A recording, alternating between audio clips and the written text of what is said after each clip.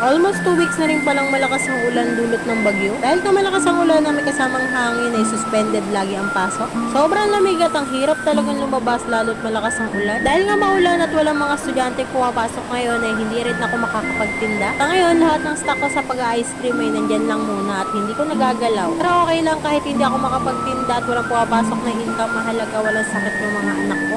Sa ngayon, sinusulit ko yung paglilinis sa bahay, pag-aalaga ng bata, at pagpapahinga dito sa loob ng bahay. Gusto ko magkulong sa loob ng bahay kaysa gumala dahil maulan.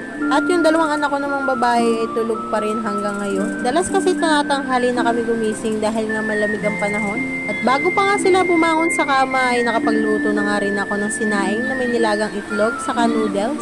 And kasi yung paborito nilang ulamin lalo na't umuulan. Hira lang naman ako magluto niyan dahil may mga preservatives nga yan. Nagbigyan ko lang talaga yung mga anak ko dahil paborito nga nila tong ulamin. Hindi nga rin kami masyadong lumalabas-labas at mahirap na baka magkasakit. Sabi no, ang hirap pala ng LDR sa asawa mo. Ang hirap nang wala kang kasamang mister sa loob ng tahanan. Anay ka na nga lang talaga paunti-unti habang kasama yung mga anak mo. Nagawa na lang ng mga memories kahit malayo pa sa asawa. Alala mo na lang talaga yung mga time na kasama mo pa yung mister mo. Sa ngayon, nasa malayo siya at hindi namin kasama. At ang tanging magagawa nga lang namin ay mag-video call sa isa't isa. Dahil nga madalas ang ulan ay madalas din tayong maglinis na lang ng bahay dahil wala tayong magawa sa buhay. Tinanga lang at nakapaglaban ako pero basang-basa talaga ako ng ulan.